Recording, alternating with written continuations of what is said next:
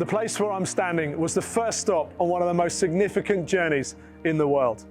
The two men who came to this island in the Eastern Mediterranean carried a message of hope that for the past 2,000 years hasn't lost any of its power or importance. The events we read about in the book of Acts were the beginning of a worldwide movement that has transformed the lives of millions of people across the world throughout history. But there remain billions of people who don't follow Jesus.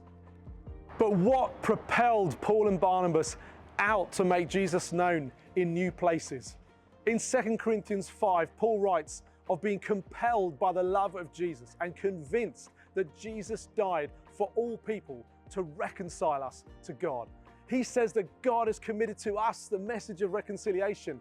Making disciples of Jesus is the greatest of all causes because mankind's greatest need is reconciliation with God. Paul was also deeply aware of the grace and forgiveness he himself had been shown, and he had to share the hope and joy he had experienced. In serving in mission, we are convinced that no one should live and die without hearing God's good news. And we believe that He has called us to make disciples of the Lord Jesus Christ, particularly in communities where He is least known. As followers of Jesus today, we get to continue what the early disciples started, following in the footsteps of Paul and Barnabas to share the gospel with those who don't yet know Jesus. To the north of me is Turkey. A few hundred miles to the east is the Middle East, and south of us is North Africa. And in all of these regions, there are only a few thousand followers of Jesus. Beyond this region also remain billions of people in thousands of people groups around the world who do not know Jesus. We want to invite you to join with us in making disciples of Jesus where He is least known.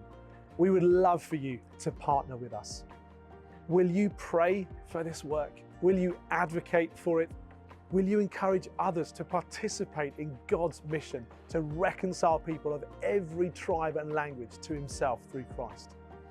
Would you consider giving monthly, partnering with us to equip, send, receive and support more gospel workers who will communicate the good news of Jesus and show His love in action in communities around the world and around the UK?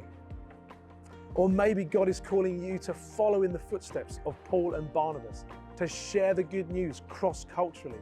We'd love to talk with you about that. How will you respond today? We look forward to hearing from you. God bless you.